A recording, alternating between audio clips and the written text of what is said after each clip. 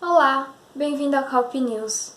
Hoje é comemorado o Dia dos Pais, porém decidimos abrir espaço a um assunto muito importante, que é o Dia Internacional dos Povos Indígenas, comemorado todo dia 9 de agosto desde 1995 por decreto da ONU.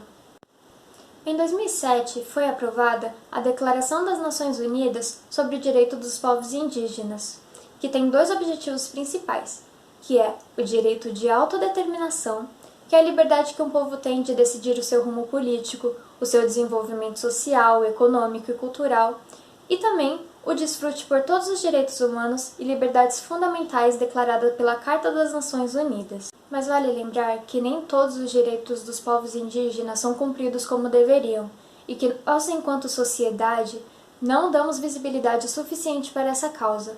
Por isso, não devemos reduzir esse dia a uma pequena comemoração, e sim a um momento de conscientização e reflexão sobre como os primeiros habitantes do nosso país são tratados em sua própria terra.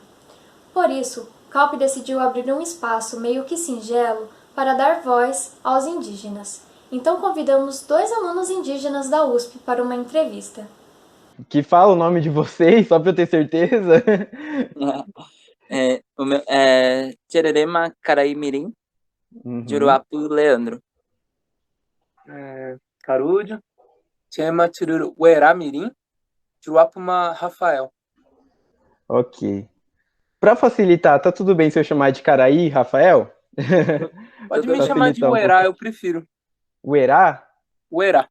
Ah, perfeito. Bom, então para começar, a gente queria saber melhor um pouquinho sobre a história da família de vocês, como vocês chegaram a São Paulo, o que fizeram com que vocês ficassem aqui, explicar um pouco melhor essa parte aí. Bom, essa é uma pergunta bem difícil de responder, né? Mas principalmente porque não diz respeito só a mim, né? A minha trajetória é uma trajetória que diz respeito a meus antepassados, né? Aos meus avós, aos meus pais, aos meus bisavós, todos os meus antepassados, né? E o processo de vir para São Paulo foi um processo, né, muito cheio de violências, né, cheio de dificuldades. E, na verdade, a gente começou a nossa história, né, com uma violência por parte do Estado, né, de negligência com nossos direitos.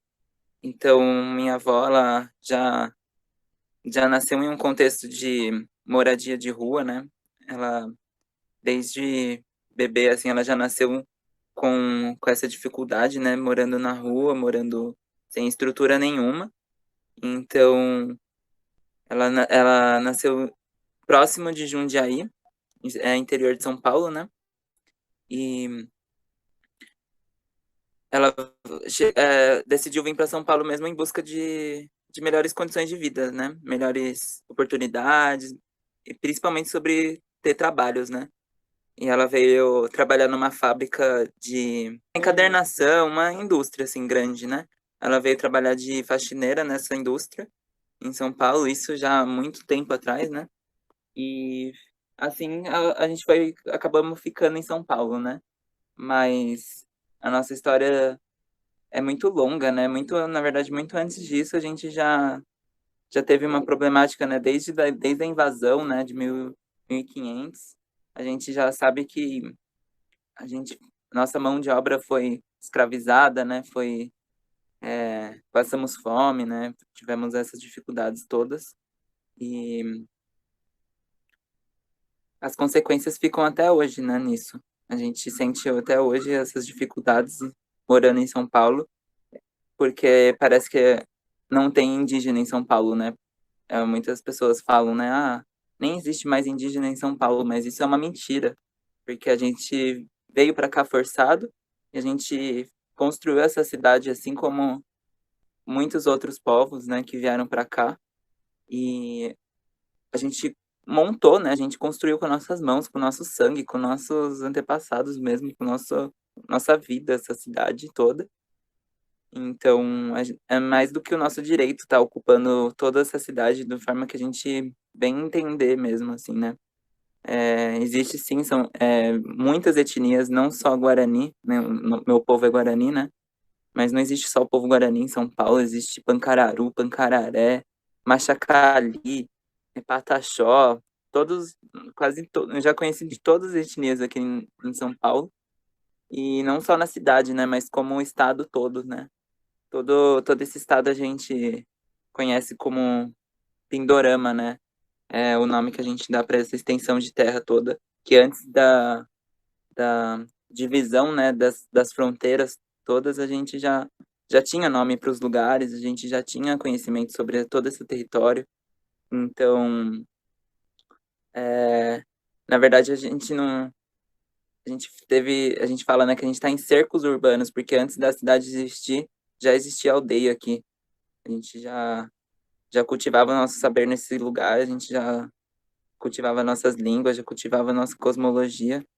E até hoje a gente está aqui ocupando esse espaço e colocando a nossa cultura em diversas formas, tanto nos conhecimentos da medicina, nos conhecimentos de todas as ciências sociais, toda a história, geografia, tudo isso a gente fomos os primeiros que nomearam as coisas daqui, né? E até hoje a gente vê muitos nomes, né, nas ruas de São Paulo, muita marca mesmo. A gente também percebe bastante as plantações que tem árvores nativas que com certeza foram nossos antepassados que plantaram e hoje a gente pode colher um pouco desses frutos. Aroeira, eu tô olhando aqui uma aroeira bem na minha frente e é uma planta muito sagrada pra gente. Ela é remédio, né? Então a gente percebe a presença indígena em São Paulo em toda a extensão mesmo. E a gente veio meio que forçado a vir para essa cidade. Isso por parte de mãe, né? Agora, por parte de pai, a gente. Meu pai nasceu em São Paulo porque a gente também descende lá do Rio Grande do Sul, fronteira com o Uruguai, por parte de pai, que é o povo charrua. Meu pai veio para cá para montar a cavalo, porque todos meus antepassados montavam a cavalo. É, tinham esse conhecimento muito enraizado assim dentro da nossa cultura charrua, né? Que é da montaria, né? Da erva mate, do fogo de chão, toda essa cultura que nomeiam hoje como gaúcha, mas a gente sabe que foi uma apropriação do Juruá, né? Do não indígena, para afastar as nossas culturas dessa tradição que é dada como brasileira, né? Então, meu pai veio para cá para tentar, né, trabalhar, né, com a montaria e conseguiu emprego no jockey e competiu durante muitos anos dentro do jockey, correndo a cavalo, né, e todos, na verdade, todos os meus antepassados por parte de pai, eu não conheço um que não tenha feito essa profissão, né, da montaria. Então, nossa, por parte de pai, assim, nossa tradição é bem forte também e muito presente, né, a montaria. Hoje em dia a gente não vê muita, muita utilidade, né? Porque a gente agora tem carro, tem moto, tem caminhão, mas há pouco tempo atrás já era muito essencial, né? Essa profissão da montaria, né? Das cargas, de levar carga, de tudo isso. Então, foi também força de trabalho, assim, né? A gente veio por essa questão, principalmente por mão de obra, por procura de condições melhores para o nosso povo, né, para os nossos descendentes. E hoje eu consigo estar acessando essa universidade tão elitizada, né, que é a USP, por, por muito trabalho mesmo, por muita força, assim, dos meus antepassados que puderam ter uma vida um pouco melhor, né, tendo essas oportunidades que eu elenquei aqui. Agora eu vou passar um pouco pro Herá também, que essa pergunta é bem extensa mesmo. Deixa eu segurar um pouquinho. Bom, quando você fez essa pergunta, né? Fiquei pensando assim na minha cabeça, né? A pergunta contrária também, né? Que eu acho que o cara aí falou muito bem, né? Que é a pergunta que às vezes eu eu me interesso de investigar também é como que o São Paulo chegou até a nossa família, né? Porque, como ele usou a palavra de cerco, né? Quer dizer, existia aqui um território que ele não tinha essas mesmas divisórias, ele não tinha a mesma forma de ocupação antes, né? De chegar às caravelas, de chegar a um projeto de invasão e de ocupação desse território que foi empregado pelas potências europeias, né? Então, Portugal, mas também Inglaterra, França, entre outros. Então, quando eles chegaram aqui com esse modelo, que é de acumulação de capital, né, que é de extrair para vender, para acumular o dinheiro mesmo, então eles começaram a usar do poder, né, das armas e também de outros artifícios, né, de ideologia, né, como da religião também, por exemplo, para ir desvencilhando as pessoas do seu modo de vida tradicional e irem assimilando, né? Seja forçadamente, como a gente bem sabe que como o cara aí mencionou também, o trabalho escravo, seja de uma forma de, como aconteceu bastante no século, todo o processo do século XX, né? Esse processo de assimilação, como posso dizer isso assim? Como proposta civilizatória, né? Você chegar e você falar, olha, olhar aquele povo, você não entende a diferença, você não entende a ciência daquele povo, mas você olha ele como primitivo, né? Coloca certas coisas que vai olhar aquele povo como primitivo, então vai falar assim, vocês são primitivos, então para vocês serem gente, vocês têm que falar português, vocês têm que usar roupa, vocês têm que morar em casas separadas, vocês não podem fazer mais remédio assim, vocês têm que tomar remédio de pílula, vocês têm que trabalhar na roça, não é para ficar indo na mata. Então, tudo isso foi criando uma série de, como posso dizer, né? Propostas, assim, que vinham de uma forma supostamente agradável, quer dizer, tudo isso era para alcançar os benefícios da sociedade branca, que, na verdade, nunca chegou a oferecer mesmo, né? E aí, depois desse processo de assimilação, o que acontece? Aí depois, todo mundo que passou por isso, o Estado pegou e falou assim, mas você agora fala português, mas agora você usa roupa, mas agora você mora numa casa separada. Como que você é indígena? Você é descendente de indígena. E no que isso serviu, né? Isso foi servindo cada vez mais para que as terras que eram tradicionalmente ocupadas fossem sendo apropriadas para esse modelo de produção que hoje a gente vê no Brasil, que 44% é de uma produção latifundiária. Então, quer dizer, todo esse processo de dissociação da nossa cultura ancestral, dos nossos povos e do nosso modo de viver, foram estratégias de se apropriar da nossa terra e da nossa força de trabalho, e que hoje a gente tem que pagar para ocupar essa mesma terra, não é? Quer dizer, então, eu posso falar como a parte da família do meu pai, né, que é a parte que eu reivindico a ancestralidade indígena, foi subindo do sul, ali, região perto do Paraná, e foi chegando em São Paulo, né? Mas eu acho que a questão mais interessante é justamente pensar isso também, né? Já existiam essas famílias, já existia a nossa ancestralidade aqui e a cidade que chegou nos cercando com seus objetivos, né? Então, eu pensei mais ou menos isso durante a pergunta, sabe? Sim, sim, compreendo. Eu acho que a próxima pergunta, inclusive, ela já pega um pouco de gancho no que você falou, que é como é que vocês mantêm o contato com a cultura, estando inseridos hoje no meio da cidade, né? E eu gostaria também só de fazer mais uma pergunta, o Juruá que vocês dizem é todo não indígena? Então acho que agora fica mais essas duas perguntas aí para vocês poderem responder. Bom, primeiro, né, claro que você sabe, assim como acho que outras pessoas que estão assistindo, que é apenas nossa opinião, né, porque a gente também não é dono das palavras. Mas eu entendo que pode ter várias interpretações, né, porque essa palavra Juruá significa literalmente boca com muito pelo, né? Juruá, boca peluda, né? Quer dizer, aqueles homens que chegaram bastante barbados e tal, e isso virou uma, como posso dizer, uma característica, né? Distintiva. Mas esse termo foi se transformando, né? De certa forma que pode servir para identificar qualquer pessoa que não é indígena, ou até mesmo pessoa que não é da aldeia, fala assim também, né? Agora, assim, não necessariamente tem uma carga pejorativa, né? Ou, realmente eu acho que o uso mais comum é esse de não indígena, mas a origem tem essa carga de uma identificação por uma coisa, uma marca um pouco negativa, né? Uhum. Então acho que está mais ou menos por aí, mas assim, geralmente vai falar de Uruá para qualquer não indígena.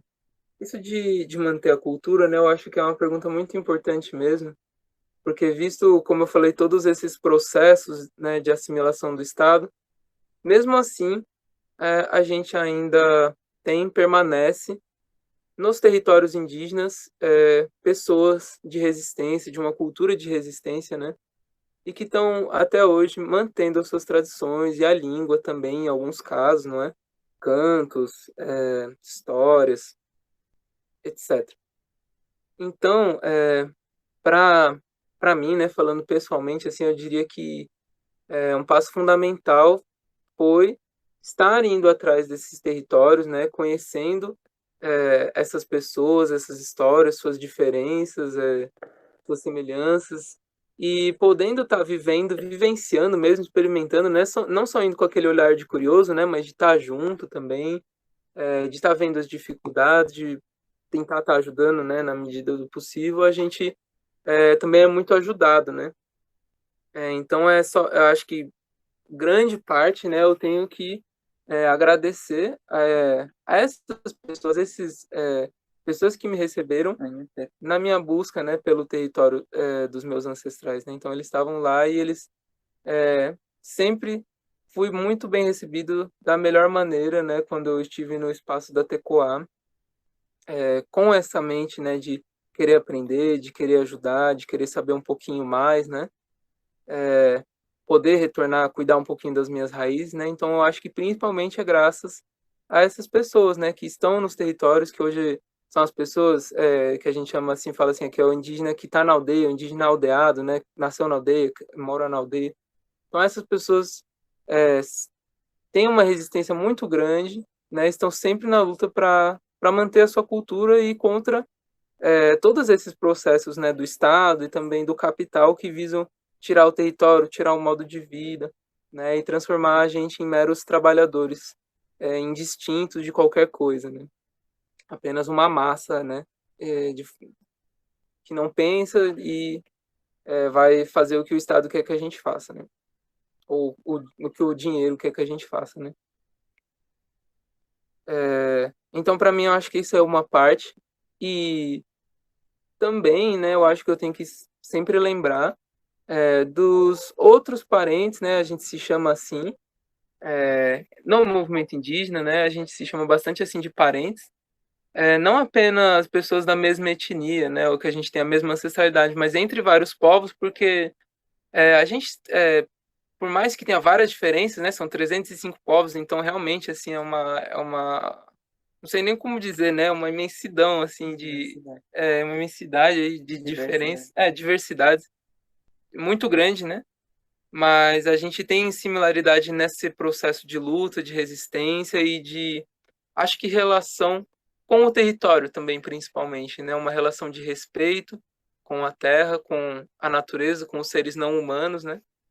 Onde hoje a gente está, eu acho que uma representação disso é em alguns países, alguns lugares que vão surgindo teses, por exemplo, que consideram as plantas, os rios, a floresta como seres de direito, né? Quer dizer, a gente tem essa relação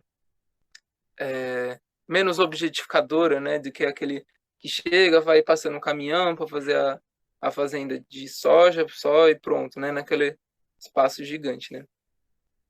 Então, esse contato que eu pude ter, né, acho que principalmente na universidade foi um lugar onde eu pude estar entrando em contato com estudos, com debates mais mais desenvolvido sobre isso, e com essas pessoas indígenas, né, acadêmicas e também não acadêmicas, mas que eu pude estar fortalecendo a minha identidade, fortalecendo a minha busca. Então, eu acho que uma parte importante para a gente manter a nossa cultura na cidade também é esse contato com os outros parentes que também estão na cidade, de várias culturas, e os nossos encontros, as nossas conversas, né, buscando aprender. Porque por mais que as nossas tradições sejam diferentes, a gente tem interesse de aprender a dança do outro, a gente tem interesse de aprender a luta do outro, a gente tem interesse de aprender como que faz aquele remédio, né? Então, eu acho que isso é uma parte muito importante também, para mim. Bom, vou tentar só complementar, porque o Era respondeu muito bem a pergunta, mas eu acho que o que faz a gente, né, ver os outros, assim, os outros parentes e tá junto mesmo é a luta, né? A gente sabe como que é a luta, a gente se vê aliados mesmo, a gente vê quantos aliados a gente tem nessa luta e tem vários momentos que a gente se unifica assim mesmo, né? Tem o acampamento Terra Livre, que é um momento de unificação assim da luta indígena. A gente vai lá para Brasília todo mundo junto, a gente se reúne e vai lutar pelos nossos direitos, né? E então nesses momentos da luta a gente consegue se fortalecer, a gente consegue se juntar mesmo e lutar, né? E tem vários momentos que quando a gente tá nessa cidade, né, a gente percebe da necessidade dos nossos parentes, né? Quando a gente cai, principalmente, quando a gente tá com dificuldade, principalmente, a gente tem outros parentes para nos levantar, né? A gente nunca tá sozinho, né? E também a gente tem que, né, falar nesse momento, né, dos parentes que já encantaram, né? Já foram para outro espaço aí, então acho que o que me faz me sentir vivo nessa cidade de pedra hoje também é minha ancestralidade e também minha espiritualidade, né? Que tá muito junto. A gente sente a energia dos nossos antepassados nessa terra, pulsando nessa terra, fortalecendo a gente. Quando a gente cai, a gente percebe que tem uma legião de encantados para nos proteger diariamente, né? Isso também dentro da USP, né? Eu, por exemplo, não pude aproveitar minha calorada quando eu entrei em 2014, porque assim que eu soube que eu passei na universidade, que era um sonho para mim, a gente estava sendo despejado, eu junto com a minha família. Então foi um momento muito difícil, eu não pude nem aproveitar o que muita gente aproveita nesse primeiro momento de semana, né, da calorada. Eu não consegui, não pude aproveitar porque eu estava embalando as coisas com um oficial de justiça na frente de casa, expulsando a gente do lugar que a gente morou durante um tempo. Mas mesmo com essa dificuldade, assim, quando eu tava com toda essa dificuldade, eu vi muitos parentes vindo me ajudar, né, me fortalecer e acolher mesmo, né? Acho que o Levante Indígena nesse momento estava num processo de, a gente ainda não estava oficializado como movimento, mas a gente estava junto já, sabe? A gente já estava se conhecendo, a gente estava se fortalecendo. Então, eu consegui, através do fogo, através do na espiritualidade, no nosso cachimbo, do nosso maracá. Então, foi nesse momento que eu me fortaleci mesmo também, sabe? Mesmo com toda essa dificuldade, foi um momento de ver que era importante eu estar na universidade para conseguir levar essa voz, né, a nossa voz para dentro desses espaços e também abrir o caminho, né? Abrir o caminho para os nossos descendentes que vão vir ainda e deixar aberto esse caminho. E muito importante, porque como eu disse, né, a gente contribuiu para todas as áreas de conhecimento mesmo, todas mesmo. A medicina não seria o que é se não fosse os povos indígenas de Abeala, né? Não fosse os povos indígenas de Pindorama. Então, todo o conhecimento da medicina, da psicologia, de toda a área da saúde foi em cima dos nossos conhecimentos ancestrais, né? Foi em cima do nosso conhecimento das plantas, nosso conhecimento dos remédios tradicionais, da nossa força, dos nossos antepassados mesmo. Então, eu acho que essa pergunta já está muito bem respondida, né? Mas ainda assim é uma vida, né? São vidas que a gente teria que mesmo ficar muito tempo para responder mesmo, porque é muita coisa que vem na minha cabeça com essa pergunta, como eu me fortaleço, assim.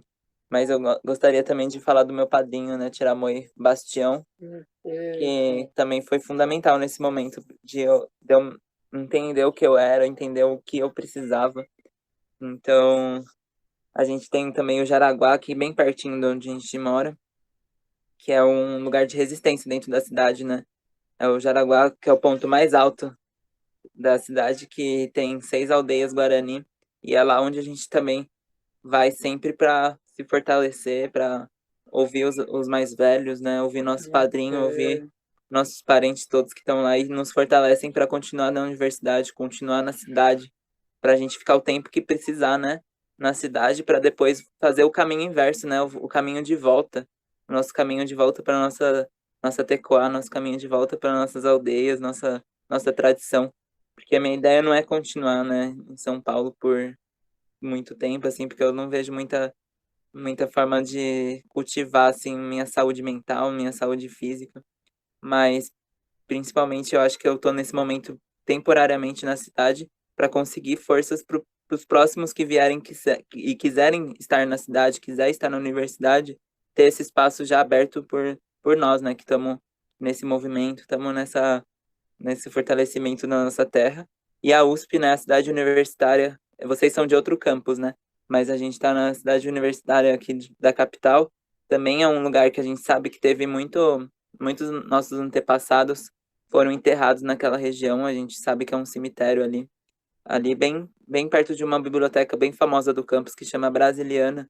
É, ali em cima daquela biblioteca que é majestosa, assim, ela é gigantesca, tem pilares, assim, bem majestosa mesmo. Embaixo daquele solo a gente sabe que tem nossos antepassados enterrados. Então a gente está com todo momento que a gente pode, né? A gente vai lá, reza, a gente vai e fortalece nossos antepassados que estão pulsando, também abrindo esse caminho pra gente, né? Foi aberto primeiro pelos nossos encantados que já encantaram e estão nessa luta aí em outros espectros aí do nosso entendimento do que é a vida, né? Então é um pouquinho isso que eu queria contribuir para a resposta.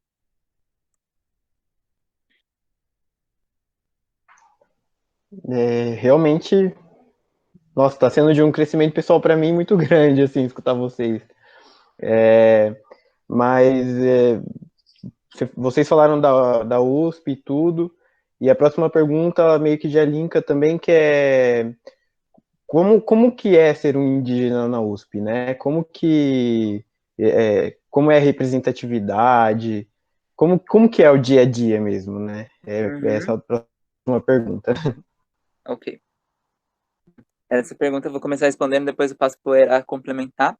Mas, bom, eu depois de muita dificuldade de me encaixar nessas caixinhas que a sociedade acadêmica quer que a gente se encaixa, de cursos e tal, porque eu vejo que o conhecimento ele é muito abrangente e não cabe nessas caixinhas, e essas caixinhas, na verdade, só prejudicam, né, o conhecimento. Mas, depois de muita dificuldade de escolher o curso, eu escolhi o curso de letras, principalmente porque eu sinto que a palavra é muito sagrada, a palavra é muito necessária, e os discursos, né, que estão em toda parte mesmo, são muito essenciais para a nossa luta. E eu decidi fazer letras para fazer esse resgate, né, das línguas indígenas que já foram apagadas, né, mas que a gente está fazendo esse processo de retomada de várias línguas. Então eu decidi fazer esse curso por causa disso, né. Eu pensava em entrar numa habilitação indígena e fazer um resgate mais profundo dentro da academia. Só que logo que eu entrei na universidade eu percebi que não era assim e que nem tinha uma habilitação indígena de uma língua indígena para eu seguir. O mais próximo que eu cheguei disso foi escolher a habilitação de espanhol, que também faz essa retomada, né, de toda a América Latina, que é toda a América Latina indígena e não só a América Latina, né? Toda a América, toda a Beyala que a gente chama é indígena. Então, quando eu percebi isso, que eu não poderia seguir numa carreira de uma língua indígena, porque não tinha professores indígenas, não tinha colegas indígenas também com essa necessidade, eu fui tentar fazer uma optativa, que de Tupi na Letras, e logo foi também um momento que eu senti que a academia era muito violenta com nossos corpos e nossa presença, né? Porque esse professor que ministra essa disciplina, ele nem não é indígena, né? E ele, na verdade, ele faz um trabalho que eu não concordo nem um pouco. Ele é muito Ele chegou a me perseguir, né, durante muitos anos aí, só por eu me manifestar politicamente dentro da aula dele. Então, você já percebe, né, como é difícil ser um indígena dentro de uma universidade que fecha as portas para os povos indígenas desde sua consolidação. E até hoje a gente percebe essas portas fechadas, né? A gente não vê dentro das salas de aulas, eu não tenho muitos colegas indígenas, assim, dentro das minhas disciplinas. Também não temos quase nenhum professor indígena na USP, mas ainda assim a gente resiste, né? Ainda assim eu continuei nesse caminho, né? Eterno caminho, mas continuei no curso, mesmo com todas essas dificuldades. E logo em seguida eu também conheci o único professor indígena da USP, que é o meu orientador, nosso orientador, né? Que é um professor da psicologia, Machaka Ali. E foi ali que eu comecei a ver sentido para minha existência dentro da academia, porque junto com o projeto na rede da atenção à pessoa indígena, a gente construiu uma casa tradicional guarani dentro da USP. Então foi ali que eu percebi que a minha forma de ser, minha forma de falar, minha forma de entender o conhecimento estava consolidado dentro desse espaço, dentro da OPU, né, que a gente chama Casa Tradicional Guarani. Então, eu comecei a entender o que meus encantados tinham me levado para a USP, assim, né? Por que que eu estava ali? Qual era a minha missão, né? Qual que era a minha missão de estar ali? Então, foi nesse momento que eu firmei na graduação e consegui continuar, porque eu poderia estar fazendo parte desse projeto que me encanta até hoje, e até hoje a gente faz parte. E foi ali que eu comecei a entender o lugar, como a academia poderia contribuir para os nossos conhecimentos tradicionais, como a academia poderia contribuir para a nossa demarcação de terras, né? Nossa retomada, nosso conhecimento da língua, nosso fortalecimento espiritual. E dentro da psicologia hoje a gente pensa em uma psicologia indígena já. A gente está, né, descolonizando a psicologia, tentando trazer a nossa voz, trazer nosso espírito para dentro desse conhecimento muito necessário, né, para a gente se manter vivo, né? Porque durante a graduação tive os poucos parentes indígenas que eu tive adoeceram ao longo do curso, adoeceram ao longo desse percurso acadêmico, e quase tiraram suas vidas por causa de depressão, por causa de outras dificuldades psicológicas. Então foi aí que eu comecei a entender a minha importância dentro dessa universidade, né? Porque se a gente não está presente, o Juruá, o não indígena, assim, não vai falar, né, da mesma forma que a gente fala, não vai entender as coisas da mesma forma que a gente entende. Então, o nosso papel dentro da universidade, além de estar abrindo caminho, fortalecendo esse caminho, né, é também manter nossos parentes vivos, que eu acho que é a nossa verdadeira luta dentro da universidade é essa, né? Não só entrar, mas continuar vivo, continuar permanecendo nesse espaço. Então, a permanência estudantil também foi um momento de entender onde que estavam meus aliados, que também são do movimento negro, também são pessoas indígenas que não necessariamente constroem o levante indígena, mas que estão dentro do CRUSP, né? Então a permanência foi essencial para eu continuar. Logo que eu entrei, eu precisei, né, do auxílio moradia, os outros auxílios para conseguir me manter na universidade. Então, nesses momentos de unificação do movimento estudantil e da unificação do núcleo de consciência negra, também foi muito, muito importante para a gente se consolidar enquanto primeiro movimento indígena dentro da Universidade de São Paulo, e que desde 2016 a gente está se mantendo fortes e estreitando melhor, né, expandindo melhor esse caminho que a gente seguiu trilhar e que nossos mais velhos nos incentivam a continuar, nos incentivam, falam que os mais novos também estão nascendo com essa vontade, né? Porque a gente vê nós juventude indígena, né? estamos mostrando que a gente pode estar dentro da academia, a gente pode estar onde a gente quiser. E não vai ser não é porque a gente está na USP que a gente deixa de ser indígena, né? Não é porque a gente está numa faculdade que a gente deixa de ser indígena. Daí tem um jargão do movimento nacional que eu gosto muito de usar nesse momento, que é: eu posso ser o que você é sem deixar de ser o que eu sou. Então eu posso, né? Posso ter um diploma de graduação na USP, assim como o branco tem, né?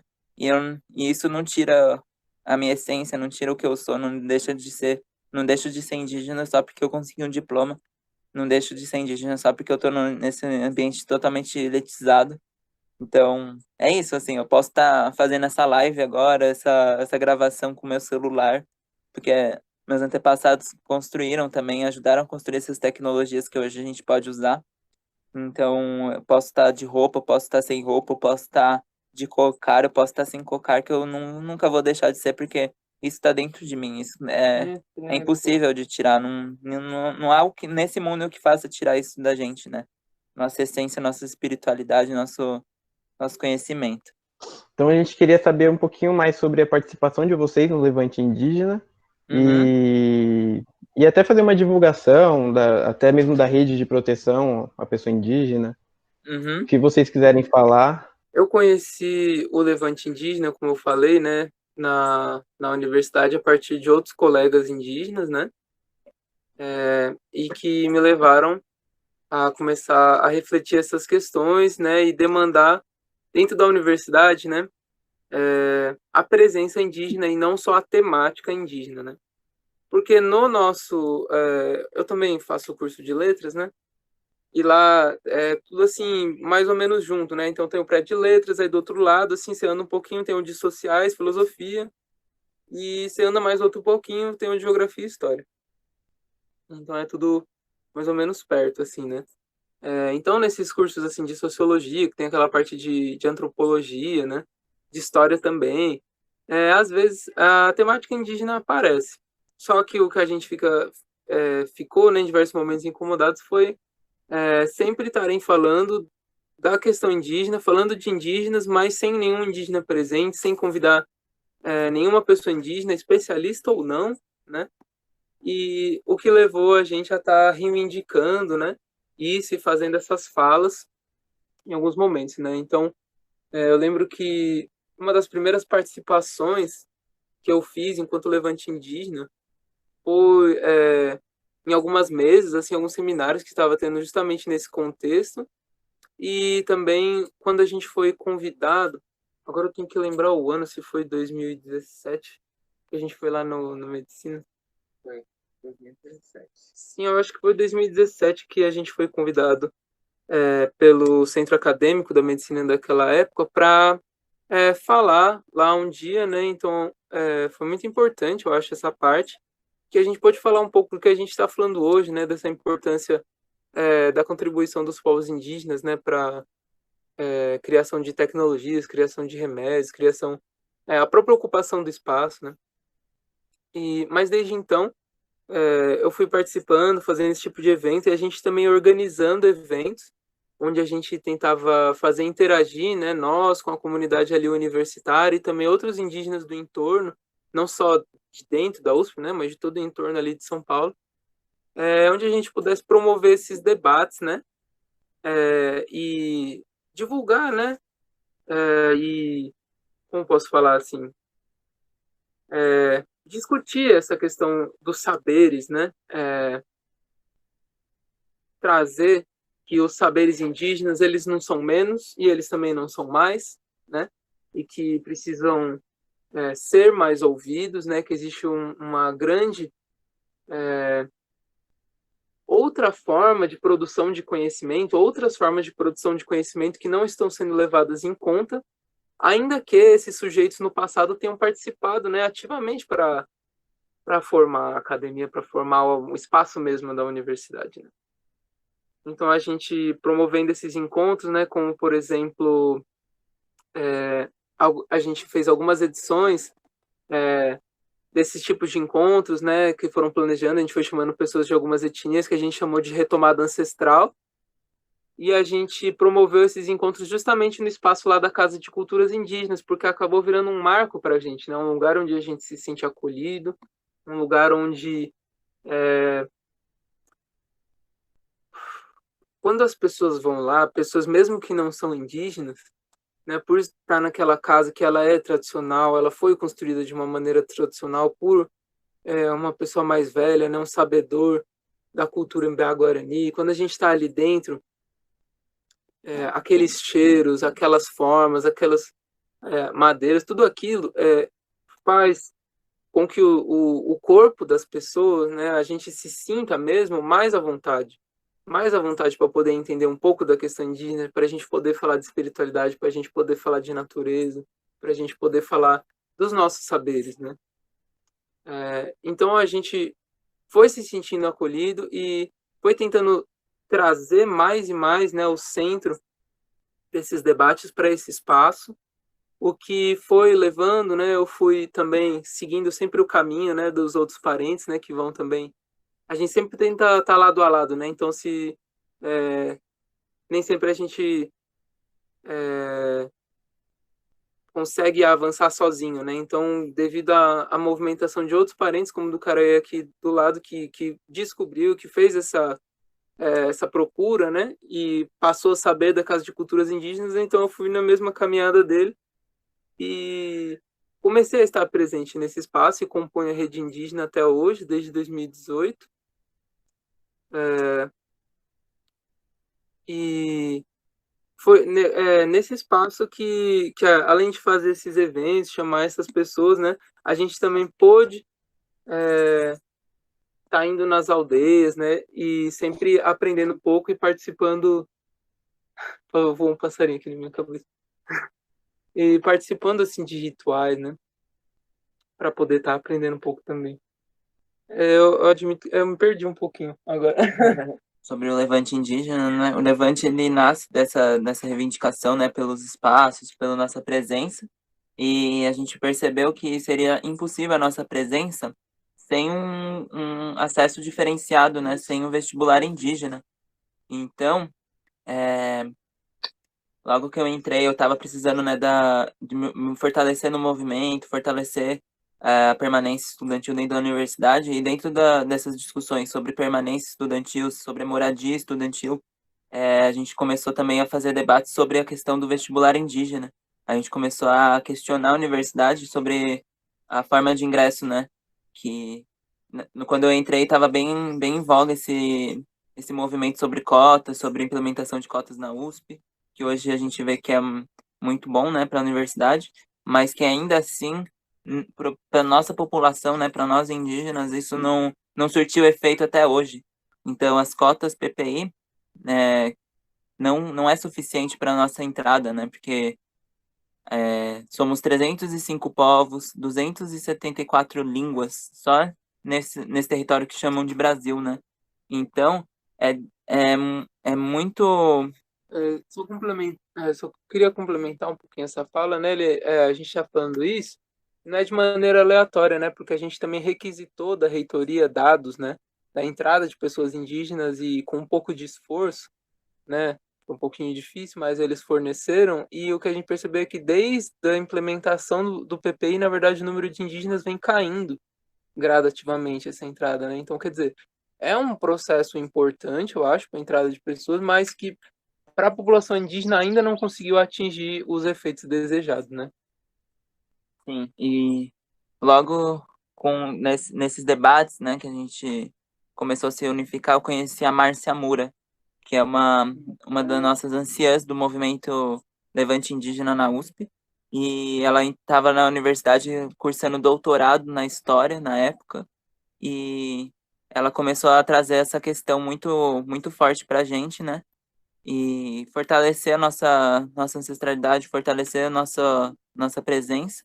E foi aí que começou, né, o movimento Levante Indígena em 2016, que a gente oficializou o nosso nome, oficializou a nossa identidade, oficializou o nosso coletivo, e foi com a construção do Manifesto Indígena, que fala de tudo isso que a gente está falando, né, sobre a presença indígena, sobre o vestibular indígena, Então, a Márcia Moura é uma pessoa que foi fundamental para o nosso coletivo, nossa presença dentro da universidade, e até hoje ela compõe o Levante Indígena, mesmo já tendo voltado para o território, né, Moura, né, em Rondônia. Roraima, Rondônia? Sempre confundo Roraima com Rondônia. É lá no Rio Madeira. Ela tá lá até hoje, e até hoje a gente faz reunião com ela à distância, né? Porque hoje não dá pra gente se ver, mas quando a gente se encontra nos movimentos nacionais, a gente encontra com ela.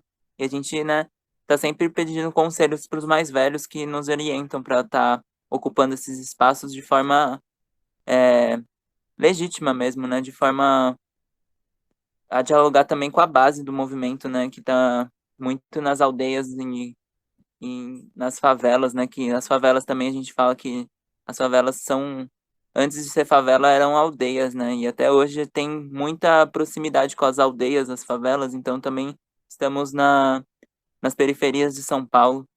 Então, o movimento Levante Indígena nasce nessa necessidade, e até hoje a gente luta pelo vestibular indígena, né? A gente conseguiu, ano passado, dialogando bastante com professores e com toda essa burocracia universitária, a gente conseguiu avançar um pouquinho nesse sentido com a implementação de cotas na pós-graduação em alguns departamentos. A gente já está conseguindo avançar, colocar reserva de vagas, não só o PPI, né, mas reservar vagas para pessoas indígenas entrar e permanecer na universidade, né? Mas até hoje a universidade já fez diversas reuniões com a gente, já fez diversas reuniões com lideranças do Jaraguá, Davi, Caraí-Popiguá, que é uma liderança forte do Jaraguá, foi fazer reunião com o reitor da universidade, na época era o Zago, e depois agora é o Varran, né? A gente fez reunião com o Varran e prometeram o vestibular indígena, prometeram um acesso diferenciado para essa população, mas até hoje não implementaram.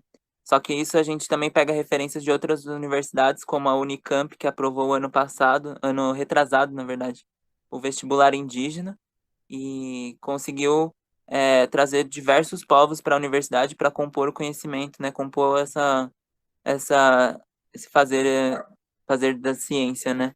E, e a UFSCar também, que é uma grande referência para a gente aqui do estado de São Paulo, que já tem o vestibular indígena implementado desde faz 12 anos já.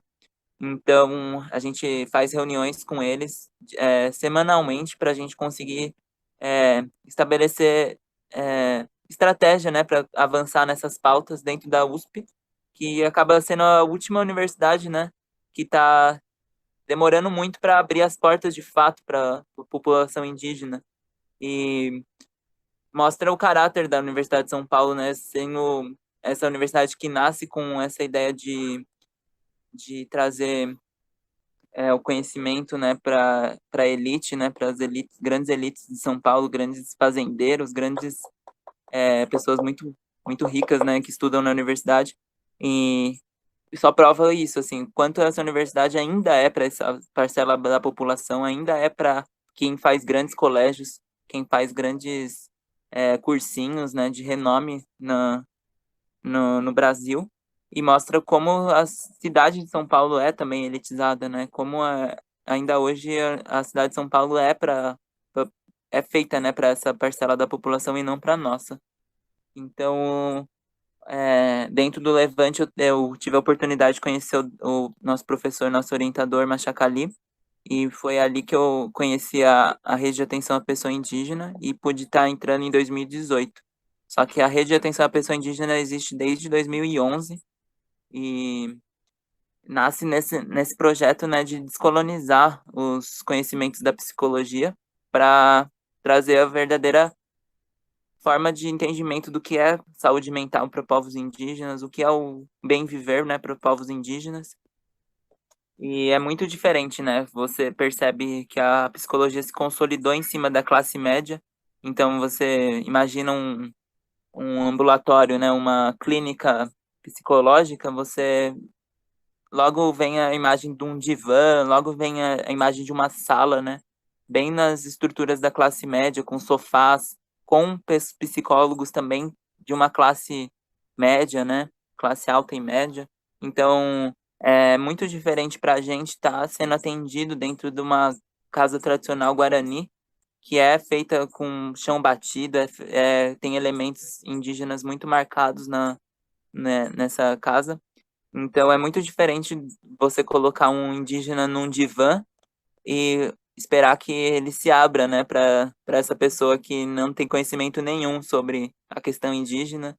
E também dentro dessa sala, né, remete a espaços muito hostis para a gente, né? A gente não se sente à vontade dentro de um prédio, a gente não se sente à vontade dentro de uma sala, como a maioria da USP é, né? A gente não se sente à vontade nesses espaços que afastam a gente da natureza. A gente sempre fala, né, que a gente não é afastado da natureza, né? A gente é a natureza. Então a gente sente falta do chão, a gente sente falta da terra, a gente sente falta das árvores. Então a Casa de Culturas Indígenas foi estruturada em cima desse conhecimento e foi uma reivindicação da aldeia Itaiandu, do nosso Tiramoi Bastião, que propôs isso, né, para a rede de atenção à pessoa indígena de construir essa casa na USP para ser o polo, né, de resistência, ser o polo de concentração da questão indígena dentro da universidade e até hoje a gente vai lá quando a gente pode, né, até mesmo nessa quarentena a gente é bolsista pub, né, então a gente tem a chave da casa, a gente vai lá rezar, a gente vai lá se fortalecer e também cuidar do nosso espaço que tem as plantas, né? A gente não pode ficar afastado todo esse tempo na pandemia das nossas plantas medicinais que estão plantadas lá. Então a gente vai lá regar, a gente vai lá cuidar das plantas, a gente vai lá cuidar do espaço. Então a gente percebe, né, o quão necessário é avançar nessa questão. E a rede de atenção à pessoa indígena hoje é a referência dentro da universidade como projetos de extensão, né? Porque também não se pensa só na melhoria da condição de vida dos indígenas que estão na universidade, mas também a extensão, né? O que está para fora da universidade. Então, todo esse cuidado que a gente tem com as aldeias, todo esse cuidado que a gente tem com a forma tradicional de lidar com os problemas psicológicos, com a nossa saúde, nosso bem viver, nosso nhanderecó, que a gente chama na nossa língua, né? Que é o bem viver. Então, a gente vai nas aldeias, a gente pega referências com os nossos mais velhos e traz para a universidade para transformar esse conhecimento e mostrar que não foi Foucault que explicou, não é todos esses teóricos da psicologia não sabem o que é pessoas indígenas. Foi pensada essa psicologia para outros povos. Então a gente precisa trazer teóricos e acadêmicos indígenas, né, para repensar a psicologia, repensar todas as áreas do conhecimento. É um pouco isso que eu contribuiria para essa resposta. Como eu já falei antes, está sendo pelo menos para mim que estou conduzindo essa entrevista, está sendo de um grande crescimento pessoal falar com vocês.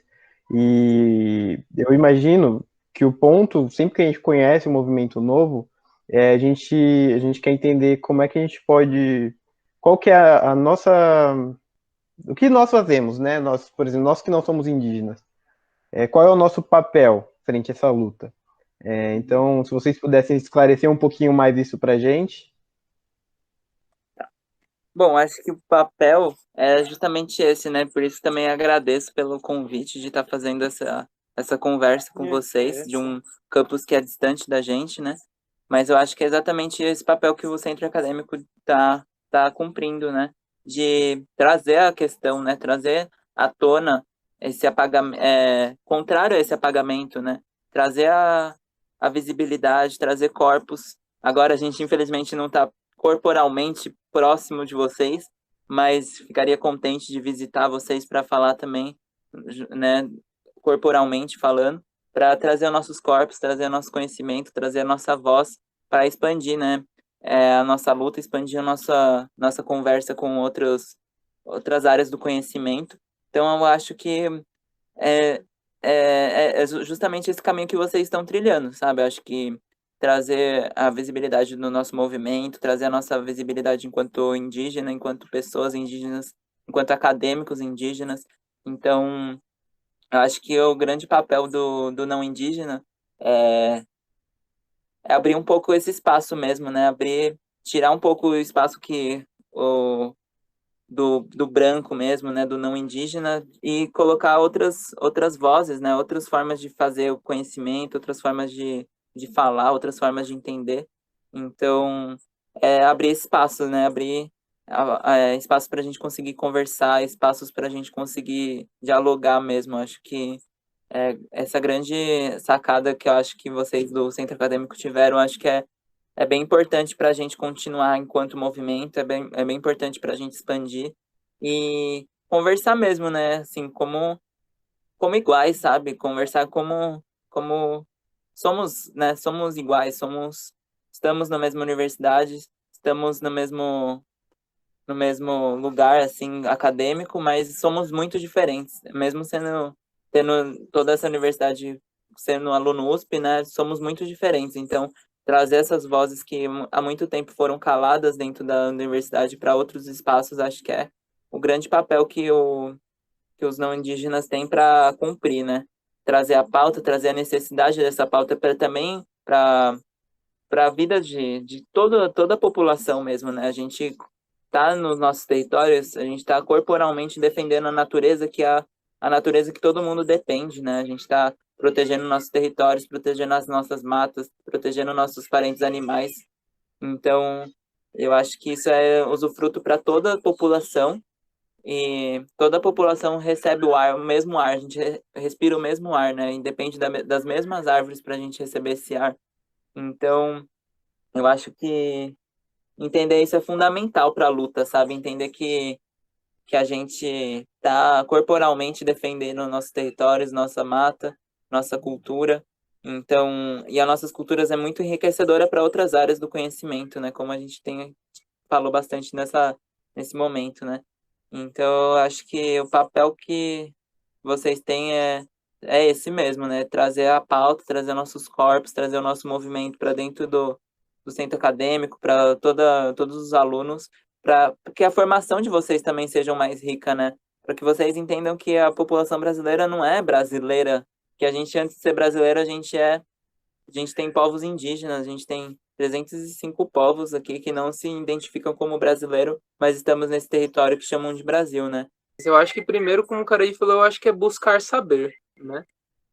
Por bem ou por mal, a gente vive num mundo onde a informação está aí o tempo inteiro para a gente poder acessar, né? E os territórios indígenas, também aqui na cidade, tem seus ativistas, estão aí na luta, estão buscando saber, e estão também transmitindo isso, né, nos seus, como que eu posso falar assim, nos seus canais, nos seus páginas, né, na sua arte também. Então a gente tem artistas indígenas aí que estão trazendo essa proposta, né, porque eu acho que também o nosso discurso, ele é muito assim, o que dentro do Jurá também chamaria de arte, né? Muitas vezes a gente vai conseguir se expressar dentro de um canto, a gente vai conseguir se expressar ali, né? E existem várias manifestações culturais, assim, artísticas, né? Que também tá aproveitando-se, por exemplo, a cultura do Jurá como o rap, né? Rap indígena a gente tem hoje, né? Então, acho que primeiro, assim, é buscar saber, né? Chegar com igual, você, né, a gente tá assim, fico muito feliz das coisas que você falou, né, chegou uma postura bem humilde, né, a gente também tenta na medida do possível, então acho que tanto Juruá quanto nós, a gente também tem que ter um pouco de humildade, ter um pouco de, como posso falar assim, espaço vazio, né, para poder absorver o novo, poder entender as diferenças, né, porque as pessoas, elas têm uma série de ideias pré-concebidas já, né, quer dizer, indígena. Primeira ideia que tem é que indígena não existe mais. Segunda é que se existe, ele está no meio da Amazônia, né? Então, e não é culpa necessariamente, a pessoa não é má por pensar isso, que ela foi ensinada isso na escola, certo? Quer dizer, isso é transmitido em uma série de mídias, né? Então, acho que é primeiro a gente buscar entender o que as pessoas indígenas estão falando sobre elas mesmas hoje em dia, né? E para você poder entender quais são as demandas, quais são as lutas, e eu acho que depois disso é chegar junto, né? Tá junto da luta mesmo, porque no fim eu acho que é isso que importa, né? Indígena ou negro ou branco, ou seja o que for, né? A gente tem nossas diferenças sim, mas eu acho que a gente pode compartilhar e a gente pode aprender sempre uns com os outros, né? Então é estar junto, acho, e cada um da forma que for melhor para si, né, também. Eu não posso dizer assim, eu acho que você tem que ir lá fazer não sei o quê. Né, eu gostaria que estivessem sempre as pessoas presentes, querendo participar, né, querendo aprender, mas cada um tem seu jeito também. Às vezes você é um bom escritor, não sei, pode escrever uma coisa legal, uma certa demanda você pode ajudar nessa parte, talvez você seja professor de alguma coisa, talvez você seja um médico, né? Então eu acho que você poder ouvir, entender no que você pode transformar, no que a gente pode se transformar também, né? E compartilhar. Eu acho que é fundamental, assim, a gente estar junto e poder ouvir uns aos outros, né? Porque a gente tem diversas, né? Muitas pessoas não gostam muito dessa palavra, mas eu vou usar agora só por facilidade, né? A gente tem várias lideranças indígenas aí importantes que estão lutando, que estão nos mostrando o caminho, né? Que são algumas pessoas mais velhas, né? Como foi mencionado os anciões, mas foi mencionado que a Márcia Moura, mas a gente também tem a Sheila Pancará, tem outras, tem a Sônia Barbosa, né? Tem várias referências que a gente tem aí hoje de ativistas que estão na luta e que estão mostrando o caminho para a gente, né? E a gente tentar ouvir e estar junto, né? E também levando, né, o nosso ser, a nossa criatividade, né? É nesse momento de estar junto, de estar compartilhando, que eu acho que vai primeiro criar-se uma relação, né? Primeiro se conhecer, primeiro criar-se uma relação para depois poder ajudar, né? Porque às vezes a gente chega querendo ajudar e com umas ideias que talvez para algum grupo de pessoas ou talvez uma pessoa pode acabar até atrapalhando, né? Então eu acho que é importante também conhecer, a gente se conhecer, criar uma relação primeiro para depois entender o que a gente vai se ajudar, né? Porque é uma troca, é uma coisa mútua também, né? Eu acho que é por aí, assim, que eu teria para responder isso. Falando com o centro acadêmico, né, que eu sei que você faz parte, centros acadêmicos são muito importantes para a nossa luta, principalmente porque a gente precisa, né, estar alinhado com os centros acadêmicos para conseguir avançar mais na luta indígena também. Então, a gente conseguiu ano passado ir no ATL, no Acampamento Terra Livre, no Encontro Nacional de Estudantes Indígenas, tudo com financiamento de centros acadêmicos, né? A gente fez vaquinha, a gente foi atrás de fazer eventos, a gente foi atrás de fazer festa, atrás de fazer várias coisas para conseguir o financiamento. Festa a gente não fez, verdade. Mas a gente vai atrás de várias formas de fazer esse financiamento para a gente contribuir para a luta com os centros acadêmicos alinhados com a gente, né? Então, eu acredito que, além de estar fazendo essas conversas, o centro acadêmico também pode impulsionar a divulgação das páginas, pode divulgar a nossa luta, pode divulgar o Movimento Levante Indígena, a Rede de Atenção à Pessoa Indígena, todos esses movimentos da universidade, né, impulsionar através dos centros acadêmicos, que são espaços de luta, né, de resistência dentro da universidade. É ali no centro acadêmico que a gente centraliza as coisas, né? É ali que a gente percebe a necessidade da pauta das permanências, da pauta do acesso diferenciado. Então, impulsionar essas pautas do vestibular indígena também é essencial. Questionar pro campus de vocês, né, pro reitor do campus de vocês, para toda a burocracia do campus de vocês, o vestibular indígena também é necessário, né? Porque a gente não está corporalmente aí, a gente não tem nenhum parente do Levante Indígena que está no campus de vocês. Então, o principal elo que a gente tem com esse campus é através do centro acadêmico hoje em dia, graças a esse convite, que já está aberto, e esse elo que eu espero fortalecer nos próximos momentos também. Dentre as perguntas que a Patrícia preparou aqui para a gente debater, acabaram, né? Foram 5 perguntas, mas algumas outras questões levantadas. Continuo gravando, caso vocês queiram falar alguma coisa que julguem importante, abra esse espaço se quiserem falar alguma coisa, divulgar alguma coisa. Uhum. Mas por hora era isso mesmo que a gente tinha um pouco para conversar. Eu vou querer fazer uma divulgação do Encontro Nacional de Estudantes Indígenas que vai acontecer. Era para acontecer esse ano, né? Mas como por causa da pandemia a gente não vai ter. Vai ser online mesmo, né? Vai ter, mas vai ser online. Então a gente não vai ter a oportunidade de fazer essa ligação mais próxima com os outros parentes de outros estados e de outras realidades. Mas o ENEI, né, o Encontro Nacional de Estudantes Indígenas, vai acontecer o ano que vem na Unicamp, e a gente está construindo junto com os parentes da Unicamp para fazer esse encontro ser mais potente, né? E a gente reservou um dia desse encontro para ser da USP, né? Para ser nosso, né? Nós que somos os pianos, organizarmos. Então, eu gostaria de fazer essa divulgação, né? Desse encontro, da importância desse encontro, para a gente colocar a pauta indígena dentro da academia com mais força, né? A gente colocar acadêmicos indígenas para falar sobre os trabalhos que desenvolvem em diversas universidades. É realmente um encontro que move muitas pessoas, esse encontro, né? Vem pessoas de outros estados, vem pessoas de outras aldeias e acadêmicos, né? Que estão produzindo, fazendo conhecimento em outras universidades que são também referências para a gente, já tem o vestibular indígena. Então, como eu falei, né, o vestibular indígena vai estar sendo conversado nesse encontro, com certeza, o ano que vem, e a gente vai estar fazendo essa viagem para a Unicamp para conseguir conversar mais, né, e construir esse movimento junto, né. E também, a gente falou bastante, né, do Levante, mas é importante dizer, né, a gente tem uma página, a gente tem Instagram, a gente tem página, a gente tem formas de conversar com a gente diversas, assim, né, além de sermos vários, sermos muitos, ainda assim a gente está aberto para pessoas que têm ancestralidade indígena e quiser conversar com a gente, né?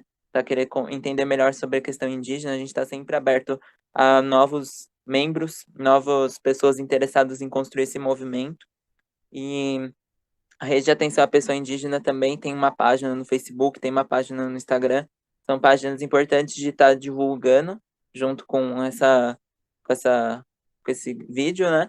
E eu acho que também tem. Ah, e é isso. O ATL, Acampamento Terra Livre, também vai acontecer. Aconteceu já esse ano. É sempre em abril que acontece. Então a gente está com expectativa de que vai estar tudo bem em abril ano que vem, em abril do ano que vem, para estar construindo esse espaço de muita luta, que daí é mais aberto, né? Não é só centralizado na academia, é nacional mesmo. É um momento que vai o povo de todos os povos, a gente se reúne em Brasília, faz divulgação, faz reuniões muito importantes, faz atos, faz tudo que é importante para a gente, né, que nesses momentos de reunião a gente faz, e a gente vai estar tentando impulsionar também o vestibular indígena na USP. Eu acho que a grande divulgação que eu poderia fazer nesse momento é sobre o vestibular indígena. Por que que a USP ainda não tem vestibular indígena?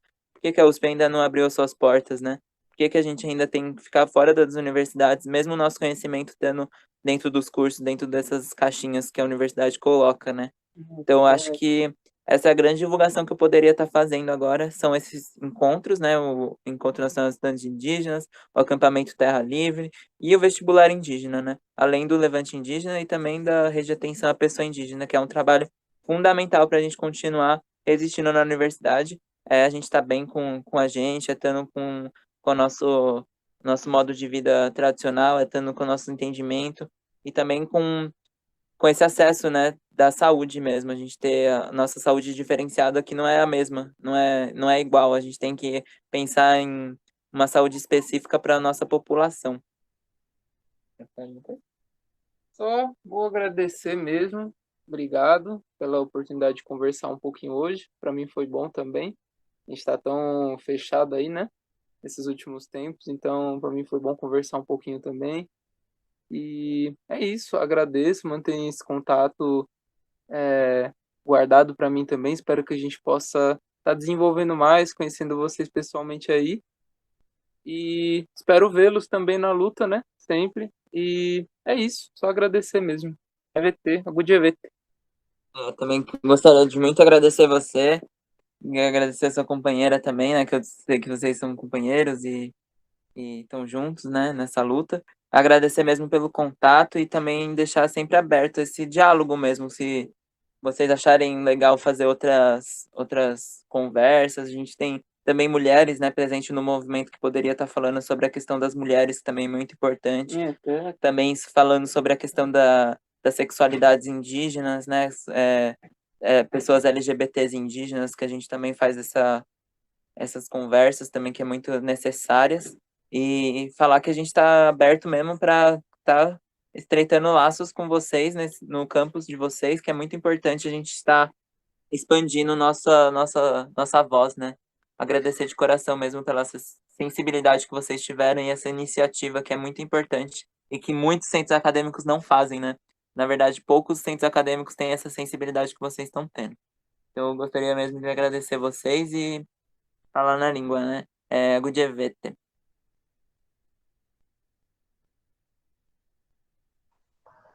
Eu, em nome do Centro Acadêmico Unificado de Pirassununga, também agradeço pela presença de vocês, por tirar esse tempo para conversar, para trazer esse engrandecimento, né, para mim e para quem vai assistir esse vídeo.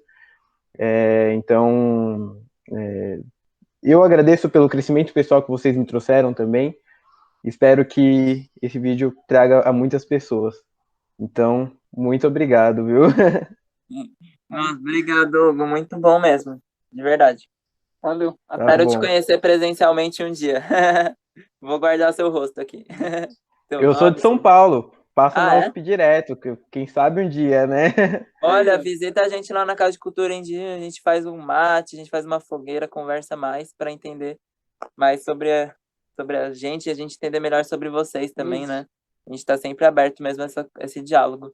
E seria muito incrível vocês conhecerem lá. Gostei muito mesmo de conversar com vocês dois. Vocês são incríveis. Muito, muito obrigado. Combinadíssimo. Pode deixar que a gente vai sim. Tá bom? Tá. Muito Obrigado. obrigado, viu? Tchau, Vai se falando. tchau.